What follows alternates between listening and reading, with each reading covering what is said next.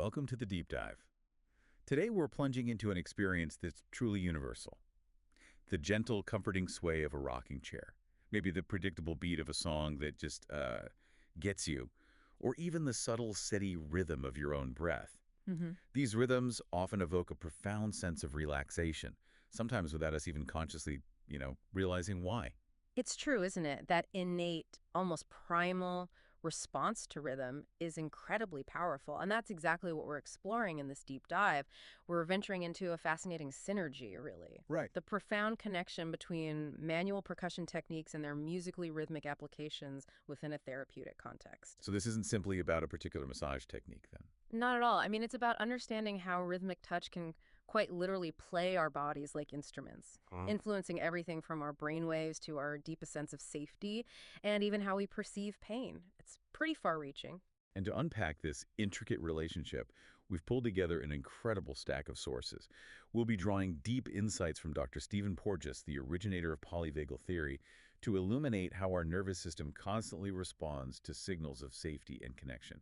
That's a big piece. Huge piece. And we'll also dive into the detailed mechanics and physiological effects of specific manual percussion techniques, notably tapotement and sustained manual percussion techniques, or SMPT, getting into the nitty-gritty there. And perhaps most surprisingly, we'll explore cutting-edge research on how the brain processes musical rhythm, linking it directly to profound emotional responses like pleasure. Yeah, that's where it gets really interesting, connecting the touch to the music cognition side. Exactly.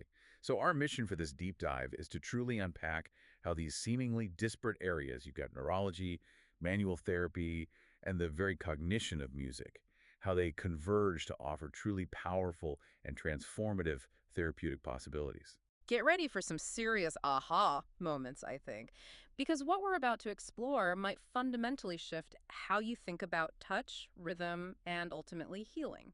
Okay, let's begin by exploring the foundational techniques then. The art of therapeutic striking, starting with an introduction to manual percussion. When we talk about manual percussion in a therapeutic setting, what are we primarily looking at? Well, we're largely referring to what's known as tapotement, or simply percussion. Essentially, this involves delivering a light but distinct blow through repetitive staccato striking movements of the hands.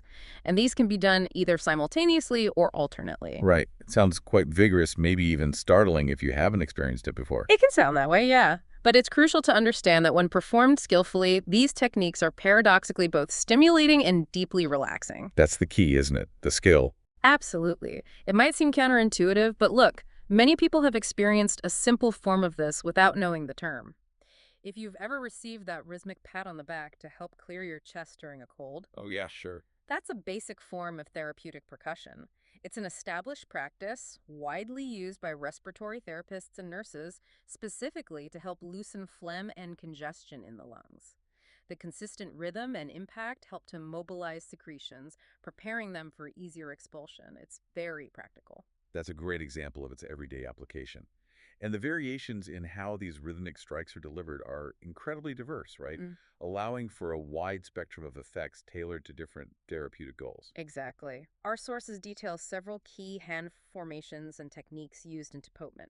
Let's maybe start with hacking. Okay, hacking. What's that involve? This technique uses the ulnar side of one or both hands, that's the pinky side. The hands are held loosely with fingers slightly spread, and it's the momentum of the stroke rather than brute force that causes a slight vibratory action coupled with the percussion.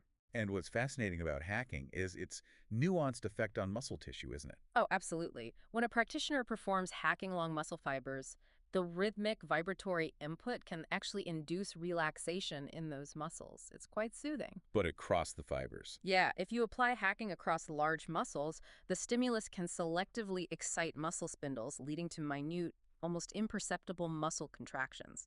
So it has this dual capacity, stimulating or relaxing depending on direction. It's quite unique. So for the practitioner, the technique is vital. Critical. It's vital to maintain incredibly loose wrists and relaxed fingers. This isn't about hitting hard, it's about a controlled rebound, almost like a drumstick bouncing off a drum. That ensures the technique is both effective and comfortable for the client, preventing any bruising or undue discomfort. Loose is key. Okay. Next up, we have cupping. How's that different? Right, cupping. Here, the hands are cupped to create a sort of hollow chamber, like you're holding water, and they strike the skin to produce a muffled, very distinctive horse hoof sound. It's quite resonant. And there's a vacuum effect, too. Yes, exactly.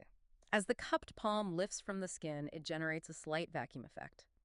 This specific technique is often described as the stroke of choice for loosening mucus and phlegm in the chest, particularly for respiratory conditions. It's quite vigorous. More vigorous than hacking, perhaps. Generally, yes.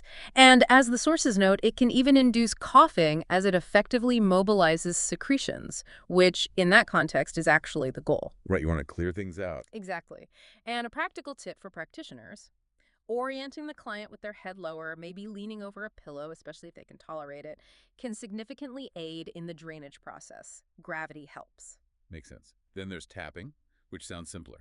It sounds simple, but even tapping, which is just done with the fingertips, has nuanced forms. There's punctuation tapotement, which involves rapid and consistent taps, almost like typing quickly, a steady rain of precise pressure. Then you have pulsing tapotement.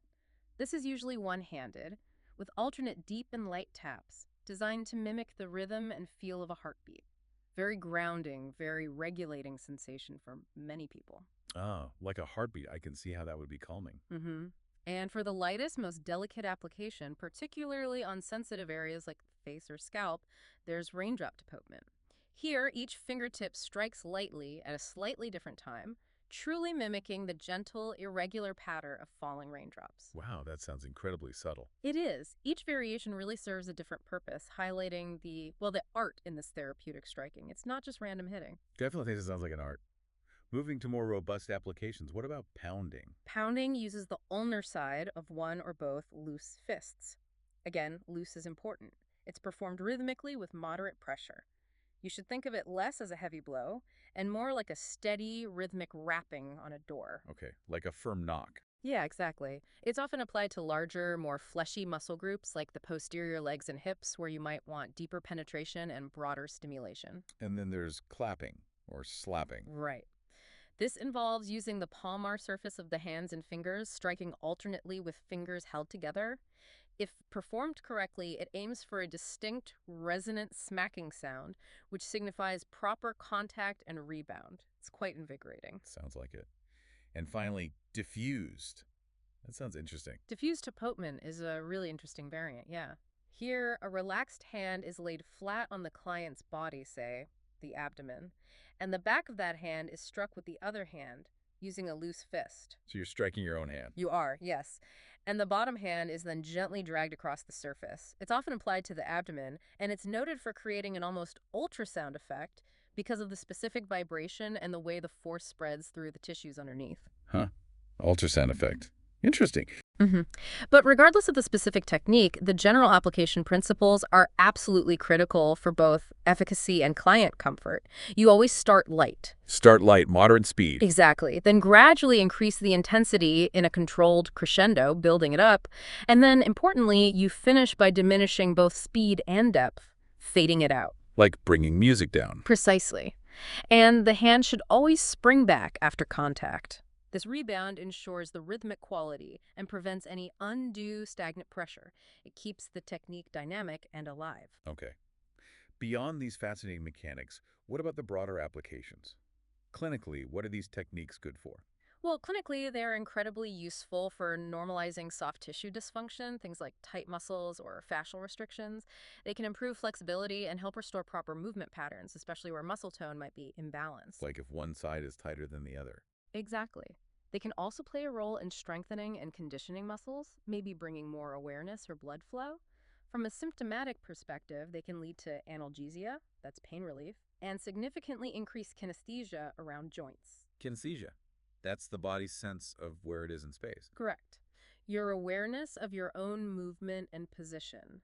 So it can improve coordination and body awareness. Our sources highlight their particular utility during both the active treatment phase, where you're directly addressing an issue, and the later integration phase of a therapeutic protocol, helping the body sort of assimilate new patterns and hold on to the changes. And beyond just fixing specific problems, there are general wellness benefits too. Oh, absolutely. The benefits truly extend far beyond addressing specific dysfunctions, reaching into general wellness. Overall, these rhythmic methods powerfully stimulate nerve endings. They can aid in decongestion, as we mentioned, increase local blood flow to tissues, which helps healing, help tone atrophied muscles by bringing increased neural input and awareness. And pain relief seems like a big one. Huge. They are highly effective in relieving pain. And they're also quite unique in their ability to access deeper structures, like the hip rotators, which can be notoriously challenging to influence with other manual techniques. That rhythmic input can just penetrate deeper somehow. Reaching places other techniques can't. Sometimes, yeah. The consistent rhythmic input can reach far into the fascial and muscular layers, creating a widespread effect that goes beyond just the spot being touched. Okay, but given these powerful effects, there must be times when you absolutely shouldn't use these techniques. Cautions and contraindications. Extremely important, yes. You must always avoid applying these techniques if there's any verbal or, just as importantly, nonverbal resistance from the client. That nonverbal cue is key. Like subtle stiffening, maybe. Exactly, or pulling away, holding their breath. Those speak volumes. You should also never apply them directly over bony areas, think spine, elbows, knees, or over inflamed, acutely strained, or abnormally contracted tissue. That could just make things worse. What else? Areas of hypersensitivity, obvious varicose veins, or directly over the kidneys are also strictly off limits. Furthermore, avoid tapotement over paralyzed, flaccid, or compromised muscle tissue, or if you even suspect a fracture. Definitely not then. And timing matters too, like after exercise. Right. It's generally not recommended immediately after strenuous exercise when muscles might be fatigued or vulnerable, and definitely not for clients with severe cardiac arrhythmia, given the stimulating potential. Okay, and there was one really critical contraindication mentioned. Yes. And this brings us to arguably the most crucial one, a point strongly emphasized in our sources. Do not use tapotement on survivors of abuse. Why is that? Because it has been known to inadvertently trigger past traumatic episodes. The percussive nature, even if well-intentioned, can be perceived by the nervous system as threatening or reminiscent of past harm. And this particular caution, it really underscores a much broader, incredibly important question for us as practitioners. How do we truly recognize when the body might be in a defensive state, even if the client intellectually desires the touch or is seeking relief? That's a huge question. The mind wants one thing, the body signals another. Exactly. Okay, maybe let's unpack this further as we move into understanding the body's rhythmic reception and the intricate sensory mechanisms at play. How does the body actually receive this touch? Right, that's a truly paradigm-shifting idea. That a body can be in a defensive state even if the mind wants touch.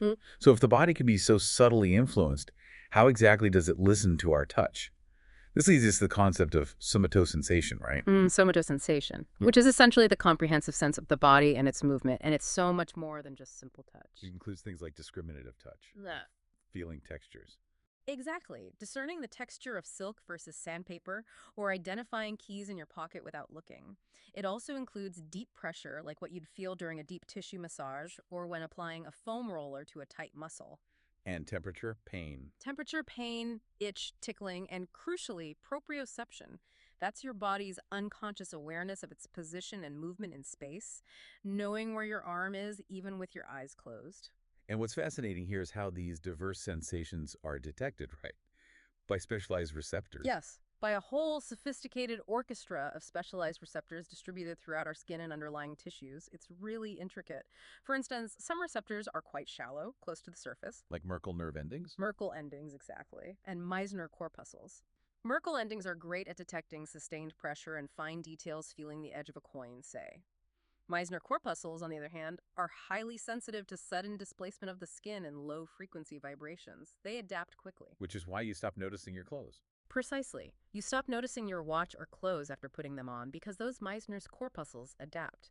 They're critical for sensing subtle textures and enabling something as precise as reading Braille. Okay. Then, as we move a bit deeper, we find the Ruffini endings, also called slowly adapting type 2 or SA2 mechanoreceptors. These are located in the deeper dermis and also in joint capsules. what do they respond to? They respond to sustained pressure and skin stretch. They play a significant role in our kinesthetic sense, our awareness of our body's movement and position. Think about a piano player. Knowing where their fingers are? Exactly. Their Ruffini endings help them know precisely where their fingers are on the keys without having to look, providing that continuous feedback loop for precise control. They produce sustained responses to static stimulation, giving us a stable sense of pressure and stretch over time, and they have large receptive fields, covering a broader area. Okay. And the stars of the show for rhythmic percussion. Arguably, yes. The Pacinian corpuscles, or rapidly adapting type 2 RA2 mechanoreceptors, these are located deep in the dermis and subcutaneous tissue, And they're sensitive to vibration. exquisitely sensitive to rapid vibrations, particularly in the range of 20 to 1500 hertz, with peak sensitivity around 200-400 hertz. They also detect deep pressure. What makes them so special is their ability to produce transient, lightning-fast responses, and they have incredibly large receptive fields. Meaning they can feel things far away. Relatively, yes. They can sense vibrations even centimeters away from the point of contact. This is why you can feel your phone vibrating in your pocket, even if it's not directly against your skin. They pick up those widespread vibrations really well. Okay, so connecting rhythmic manual percussion back to these receptors, the picture becomes clearer. It really does. Techniques like cupping and hacking, which generate distinct repetitive impacts, create enough vibration in these skin-based receptors to strongly activate those rapidly adapting type 2 mechanoreceptors, especially the Pacinian corpuscles. So it's generating palpable, widespread vibratory sensations throughout the tissues. Exactly. It's not just a surface touch, it's a deep vibrating signal being sent through the body, picked up particularly by those Pacinians. And this leads us to two interconnected concepts that help us understand this process more fully: percussive mechanosensation and vibromechanoreception. Right. Percussive mechanosensation is pretty much as it sounds, the ability of our body to sense and process rhythmic, impact-based stimuli on the skin. That distinct thump, thump, thump. And that information goes where? It's relayed and processed in the primary somatosensory cortex located in the parietal lobe of the brain. This area is the brain's ultimate map for interpreting touch and proprioception, giving us a coherent sense of where and how we're being touched. Okay. Building on that, what about vibromechanoreception?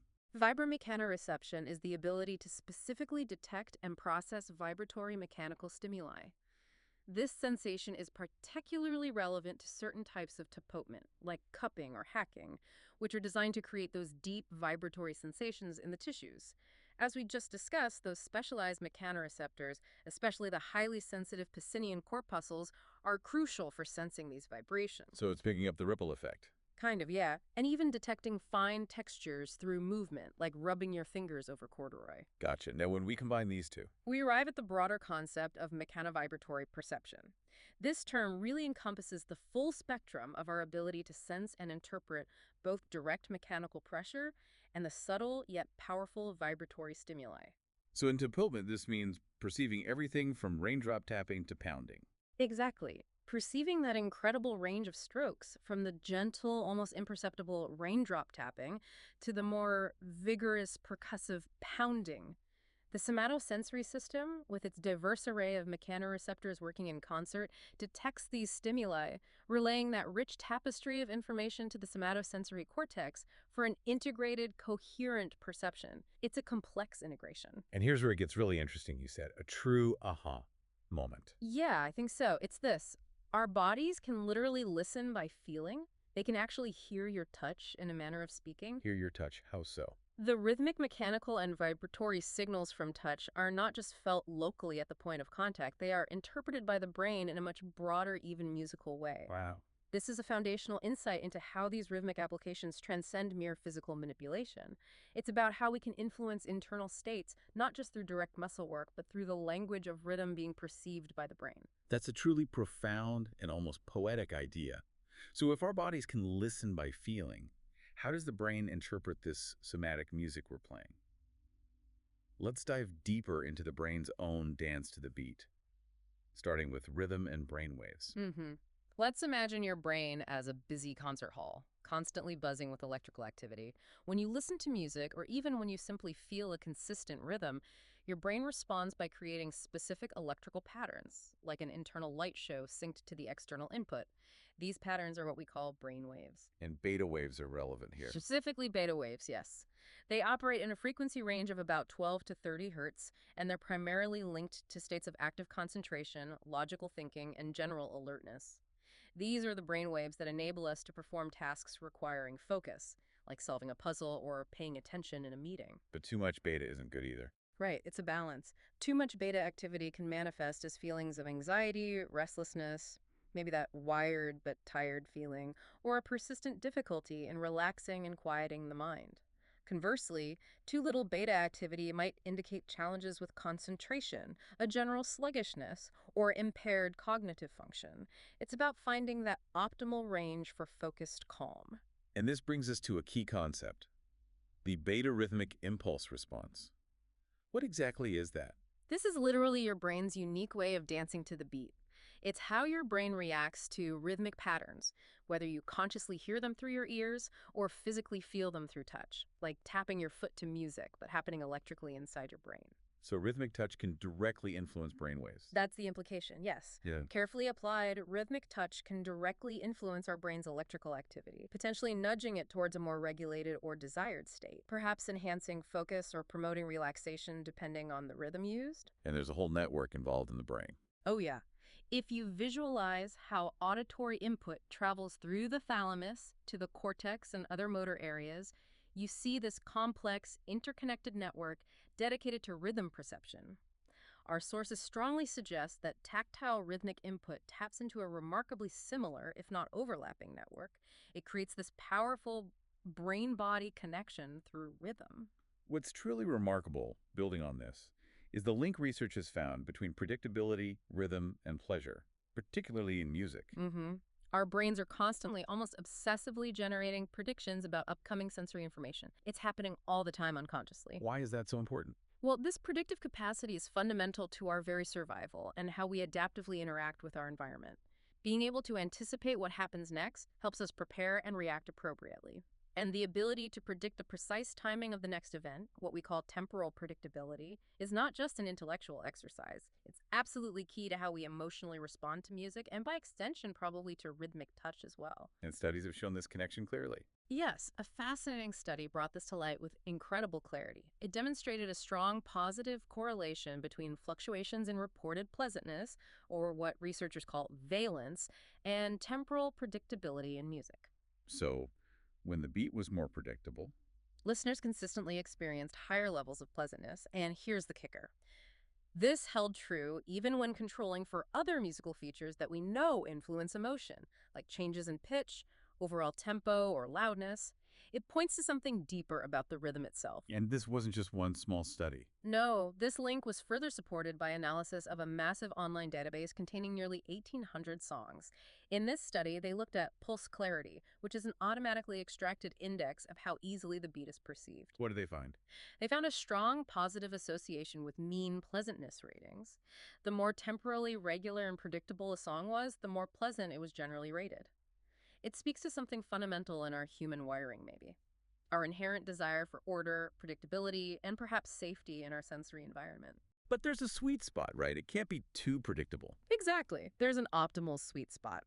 The relationship between music-induced pleasure and temporal predictability often follows an inverted U shape, like a curve that goes up and then down. Meaning a rhythm that is too simple or repetitive might become boring or monotonous, leading to decreased enjoyment.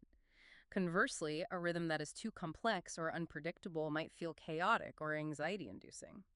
The sweet spot lies in a balance between rhythmic complexity and simplicity that maximizes enjoyment, keeping the brain engaged but not overwhelmed. It's that perfect Goldilocks zone of rhythmic input. Interesting. Was there any exception to this predictability pleasure link? Yes, interestingly, the only exception occurred in very slow musical sections where the tempo dropped below about 80 beats per minute. Why is that significant? Well, that falls outside the optimal range for salient beat perception. Studies suggest we're best at feeling a clear beat typically between 80 and 160 BPM. In these very slow cases, predictability actually showed a negative correlation with pleasantness. So slower meant less predictable was better. It suggests that when the beat is too slow to be easily perceived or tracked, other musical features, maybe the melody or harmony, might take precedence in driving the emotional response, rather than just the predictability of the rhythm itself. The main driver shifts. Okay. So the crucial takeaway from all of this research Is that temporal predictions aren't just some abstract cognitive function. They are deeply embedded in our auditory motor integration circuits. Our brain and body are wired to anticipate rhythm. and what this means for us. It means profoundly that our bodies can literally listen by feeling, and they can hear your touch. This leads to the powerful and liberating idea that as practitioners, we can use our hands to quite literally play somatic music. Play somatic music. Yeah, music that our clients' bodies will not just enjoy but benefit from on a profound physiological level. We can, in essence, play rhythm into people, use rhythm as a therapeutic tool. This concept of playing rhythm into people is fascinating. It leads us to a vital perspective: how rhythm and safety are intricately intertwined within the autonomic nervous system, especially when viewed through the lens of Dr. Stephen Porges's polyvagal theory. Mm-hmm. Okay, let's unpack this. Porges's work offers a truly profound framework for understanding how our bodies instinctively respond to each other and the world around us. It fundamentally explains why we often can't heal, connect, or even think clearly when we don't feel safe. It's absolutely core. And the theory talks about the autonomic nervous system being hierarchical. Exactly. It highlights that our autonomic nervous system, which silently governs our visceral organs, heart rate, digestion, all that automatic stuff, isn't a simple on-off switch for stress or calm. Instead, it's a three-tiered hierarchical system that reflects its own evolutionary history. And the most evolved part is linked to social connection. Precisely. The most evolved, uniquely mammalian part of this system is linked to the muscles of the face, our vocalization, the tone of our voice, and our ability to selectively listen to human voices over background noise. This sophisticated neural circuitry essentially broadcasts our physiological state to others, Like asking, am I safe? constantly and unconsciously asking, am I safe enough to come close to you? Can I engage socially? It's this primal form of communication happening way below conscious thought. It's our biology checking things out. So as a therapist, becoming polyvagal informed means What exactly? It means developing a deep sensitivity to evaluating the autonomic state of your client, not just asking them how they feel, but observing the subtle cues. Their facial expressivity, is it open or frozen? Listening to the intonation and prosody of their voice, is it melodic or monotone? Sensing the underlying muscle tone throughout their body, are they braced or relaxed? and this relates to touch. Because what's truly fascinating here is that tightly wrapped individuals, those whose bodies are in a chronic state of threat and defense, operating from a more primal survival mode, will naturally not allow access for deep manipulation or true therapeutic change. Their muscles will guard, Yeah, even if they want the therapy. even if they consciously want it. This isn't about their intention or willingness. It reflects a body locked into a deeply ingrained defensive posture. Their nervous system perceives danger, maybe from past experiences or current stress, and their tissues respond accordingly by tensing up, becoming less pliable. So this raises that absolutely crucial question again. When is the right time to touch, and how exactly do we touch? The polyvagal theory profoundly suggests that making clients feel genuinely safe or at ease is not just nice, it's necessary. It makes their tissues pliable and accessible. It helps their nervous system shift states. Exactly. Shift out of that defensive, tightly wrapped state and into a more receptive, ventral, vagal, parasympathetic mode where healing and connection can happen. This isn't just a mental shift, it's a physiological transformation that literally changes the tension and permeability of the body's tissues. Safety first, then access. And Dr. Porges' early research actually showed this connection with bodywork. Yes, absolutely. He collaborated with pioneers in manual therapy, showing that seemingly simple manipulations like gentle pelvic tilts and rhythmic deep abdominal massage could directly influence autonomic regulation, specifically by increasing cardiac vagal tone, which is a key marker of safety and regulation. So physical touch influencing nerve function. Precisely. It was a profound discovery, clearly demonstrating a feedback loop where physical structure and thoughtful rhythmic manipulation could directly influence neural function and the state of the nervous system. It highlighted the power of touch to communicate safety to our deepest regulatory systems. You can see parallels with things like the Safe and Sound protocol too. Definitely. Think about acoustic interventions like the Safe and Sound protocol, which Porges himself developed. It's a brilliant stealth method of signaling safety through specifically filtered melodic voices designed to mimic the soothing tones of a mother calming her baby. How does that work? It directly activates brainstem areas that regulate the vagus nerve, linking our facial expressivity and our ability to hear human voices to calming our heart rate.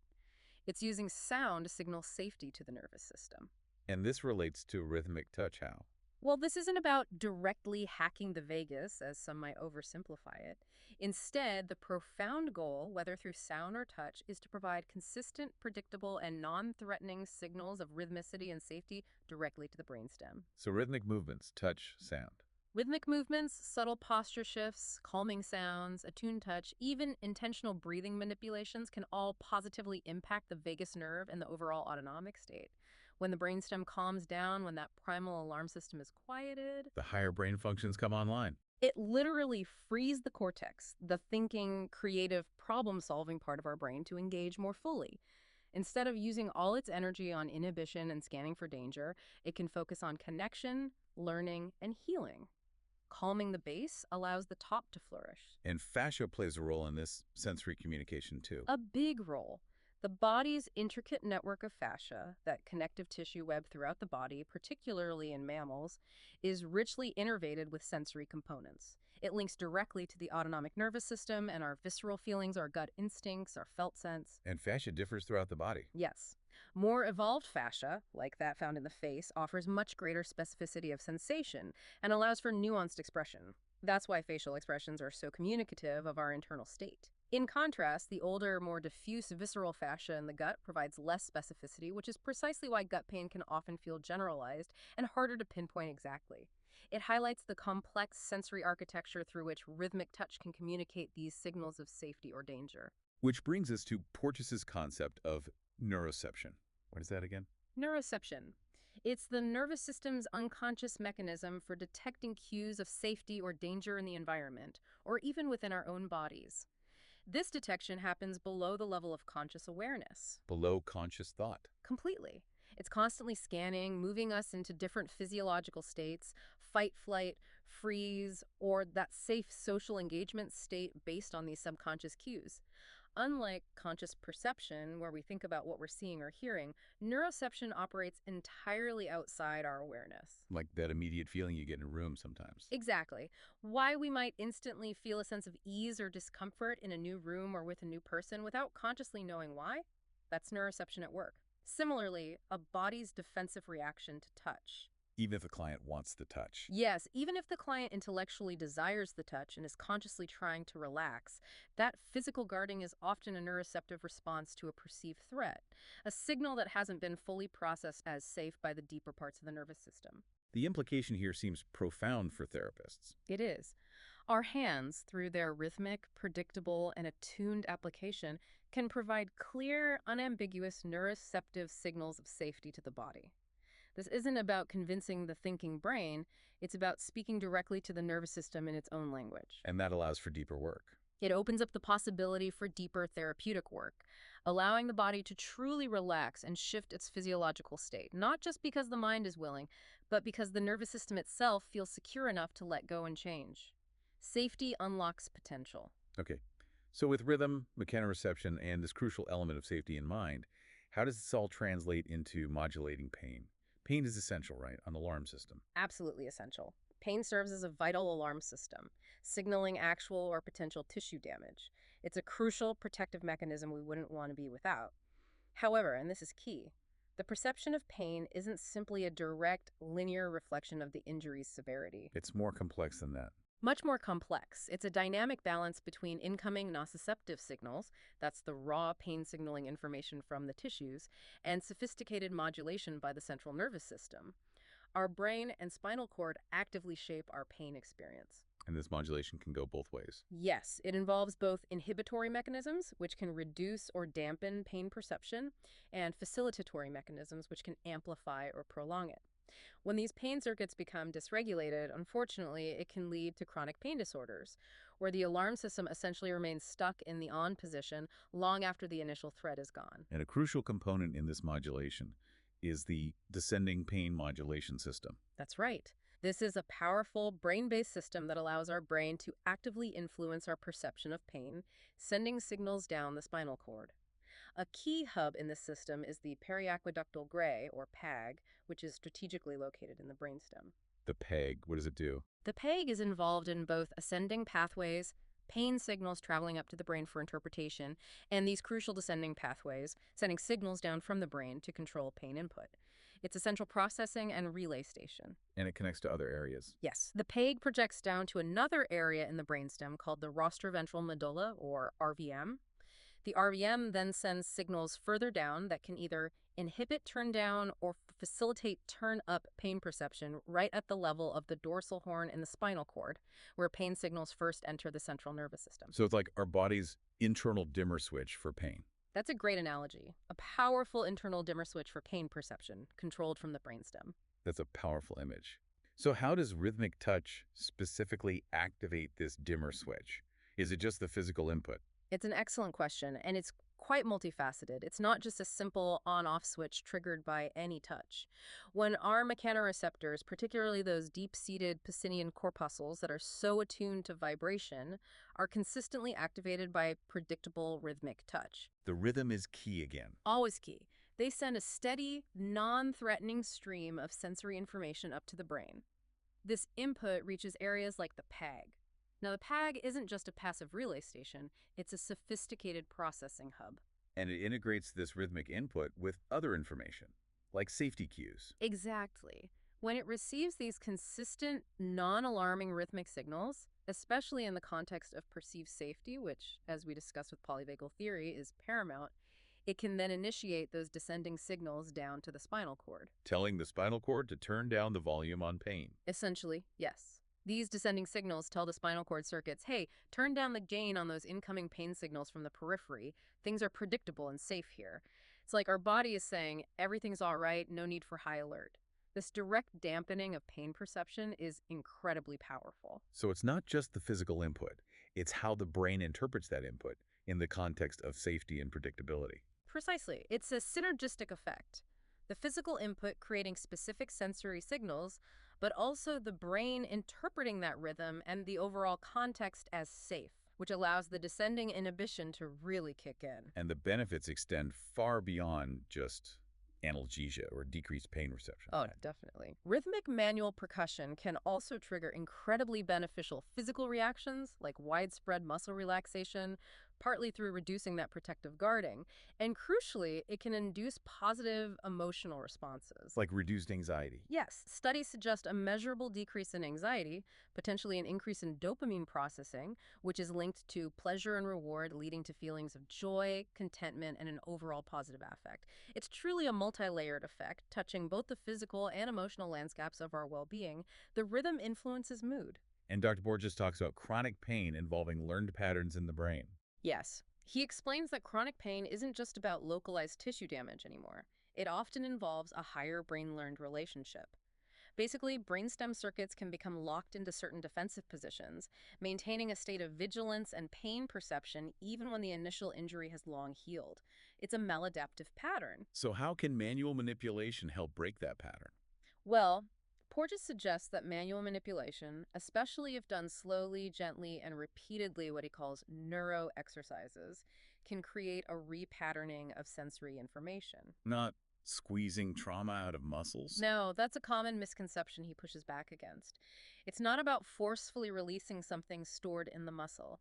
Instead, it's about subtly disrupting the long-standing neuromuscular tone that supports chronic pain. It's about changing the fundamental sensory relationship between the tissue and the feeling, gently guiding the nervous system towards new, non-painful patterns by providing different, safer input. Changing the conversation between the body and brain. That's a good way to put it. And as a Nobel laureate once famously put it, everything is connected to everything in our nervous system. This holds profoundly true here. Newer, more complex circuits are constantly dependent on and influenced by older, more primal ones. They're in constant feedback loops. And rhythmic touch can influence these loops. Yes, rhythmic touch, by offering consistent, predictable, safe input, has the remarkable capacity to positively influence these intricate feedback loops. It can help retune a dysregulated system, guiding it back towards a state of balance, safety, and comfort. It's like offering a stable, regulating frequency to an orchestra that's gotten out of sync. And research actually shows differences in the PAG in chronic pain patients. Yes. Research demonstrates altered functional connectivity of the PAG in patients suffering from chronic low back pain, or CLBP. For instance, studies show increased connectivity between the PAG and the ventromedial prefrontal cortex, VMPFC. What's the VMPFC involved in? It's a brain region deeply involved in emotion, decision-making, and self-perception. This heightened connection in CLBP patients is likely related to their emotional distress, anxiety, and even catastrophizing thoughts around their pain. The pain experience gets tangled up with emotional processing. So this raises a really important question. If chronic conditions can literally retune the nervous system towards persistent pain and defense, how precisely can rhythmic touch, delivered with intention and awareness of safety, help retune it back towards comfort, predictability, and ease? It's not just masking symptoms, it's about fundamentally shifting the internal landscape, changing the brain's connectivity patterns over time. This all beautifully converges on the critical role of the practitioner's presence, doesn't it? Yeah. Highlighting the power of co-regulation and what we can truly call the neuro-art of touch. Absolutely. As practitioners, our own physiological state is constantly being broadcast to everyone in our proximity. It's not just about what we say, but how we say it, our tone of voice, our facial expressivity, the very gentleness and openness of our demeanor, our posture. It's an energetic broadcast. You could call it that. It significantly impacts others, including our clients, often at a level below their conscious awareness, that neuroceptive level again. It's a strange but vital responsibility. As our sources put it so eloquently, we have only one gift to give, and that's our own accessibility. Our accessibility. Yeah, Meaning our own regulated state. exactly.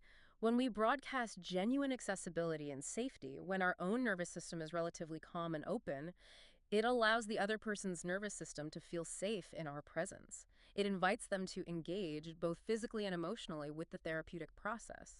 Our state influences their state. So what does this all mean for us as practitioners in the long run? Is there a benefit for the therapist too? It turns out, yes. Engaging with humans in bodywork or psychotherapy has a powerful reciprocal regulatory component. Hmm. Working with people and interacting on this very personal co-regulatory level can actually calm the therapist's own nervous system. Really? How do we know that? Well, a fascinating study on body psychotherapists found that even those with more significant histories of personal trauma actually had more regulated autonomic nervous systems compared to a control group. Wow. So the work itself can be regulating. It powerfully suggests that the very act of helping others, of providing that attuned presence and co-regulation, also helps to regulate oneself. It's a beautiful feedback loop that potentially benefits both sides of the therapeutic relationship. Helping helps the helper. That's a profound realization, isn't it? It underscores that we cannot effectively provide therapy if we ourselves are broadcasting fear, anger, or even just high stress. Absolutely not, because the client's body, their neuroception, will pick up on that instantly and will not be truly receptive to deep therapeutic touch or change. It will stay guarded. So therapists need to actively manage their own state. Consistently. We need to recognize that our own nervous system is a primary therapeutic tool. And given the often solitary nature of manual therapy work, it is absolutely critical to actively seek out co-regulation with colleagues, what we might call safe friends, people who get it. What does that look like in practice? It might mean consciously scheduling fewer therapy hours to allow for more self-care, recovery, and regulation time, or actively engaging in things like walk and talks with trusted peers where genuine connection and mutual support can occur, sharing experiences, de-stressing together. And online interactions aren't quite the same. Well, while online social interactions can certainly provide some level of social nourishment and connection, being safely in the physical presence of another regulated person is generally far more effective for true, deep co-regulation. Well, the physical presence. It's about creating that real-time, in-person nervous system alignment, where our physiological states can subtly influence each other through mirror neurons, through observing micro-expressions, through that shared breathing space. It's the subtle dance of human connection that polyvagal theory speaks to so eloquently. It's biologically deeper. Ultimately, then, this deep dive reveals that massage, and particularly rhythmic manual percussion, can really be considered a neuroart. I love that term, neuroart, because we're not just mechanically manipulating tissue, we are profoundly playing rhythm into people. Playing rhythm into people. Yeah, by deeply understanding the body's intricate mechanoreceptors, the brain's innate rhythmic impulse responses, the polyvagal pathways that signal safety, and the powerful descending pain modulation system, practitioners can intentionally craft their touch. To create a somatic music. Exactly, a somatic music that the client's nervous system will not only enjoy but benefit from on a profound physiological and psychological level. It becomes a deeply intentional and artful form of neuroregulation, using rhythm and touch as the instruments. Think of it like a human drum circle. That's a great image. where the therapist's hands create a consistent, predictable beat, allowing the client's body to respond, to maybe shift its mood, find its own internal rhythm, and discover a deeper sense of regulation and peace. And you can get creative with this. Vary the rhythm. Oh, absolutely. You can subtly vary the rhythm, maybe a faster, more invigorating tempo, using lighter tapotement to uplift and stimulate, or a slower, deeper, more expansive beat with techniques like pounding or diffused tapotement to soothe and encourage deep relaxation and release. Tailor the music to the need. And pauses are important too. Critically important. Remember to routinely allow a deliberate break in the rhythm, a moment of stillness, a drop, as it were. This allows the client time to truly experience the lingering percussive mechanosensation, to feel the echo of the rhythm, and to integrate the effects of the rhythmic input. That pause is as therapeutic as the rhythm itself. It lets the system settle. And for deep engagement, certain areas are particularly good targets. Yes, for deep engagement and profound nervous system shifts, our sources suggest focusing on areas like the upper thoracic region, the rib cage, or the trapezius muscles. Techniques like heel finger slapping or beating SMPT can be effective here. Why those areas?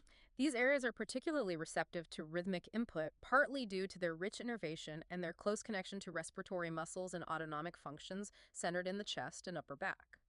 Touching rhythmically here can have a powerful effect on breathing and overall state. So this intentional rhythmic approach truly moves beyond just muscle work. Way beyond. It directly influences the nervous system's internal state, guiding it towards comfort, safety, and optimal function by speaking its primal language of rhythm and sensation. Wow. We've certainly covered a lot of ground. We've journeyed from the precise mechanics of deportment all the way to the intricate dance of brain waves. Exploring how rhythmic touch can serve as this powerful conduit for safety signals to our nervous system and act as a sophisticated modulator of pain. We've learned that the body literally listens by feeling, a concept that really sticks with you. It does, and that predictable rhythms foster not just pleasantness, but deep physiological regulation. It makes you realize just how much we communicate through touch, often completely nonverbally. So, final thought for our listeners. Next time you encounter a persistent ache, maybe a feeling of unease, or simply the daily stresses that accumulate in your body, consider not just what needs to be released or stretched. Yeah, ask yourself a different question. Ask yourself, what rhythm might need to be introduced? What kind of somatic music could your body benefit from to help retune its internal concert hall? To rediscover its inherent sense of safety and flow. Exactly. It makes you wonder, doesn't it? How much of our overall well being, our sense of ease in the world, is simply a matter of finding and feeling the right beat.